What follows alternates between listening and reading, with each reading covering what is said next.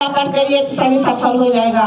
अभी बहुत दीदी से चर्चा सुन रहा था कि धन चीज में हम लोग नहीं भुलाइए भाई बहन, कोठाधारी नहीं भुलाइए, कम से कम महाजन के पकड़िए, उनको जब तक हम लोग पकड़ने रहेगा तो कभी नहीं हम लोग के धोखा खाएगा भाई बहन। अभी चर्चा में जब जल देता है एक लोटा तो जल में देता है, मगर सब पाता कैसे हरियर रहता है, तो सब महादेव की दया है भाई बहन। उसी तरह हम लोग भी हरियर रहेगा।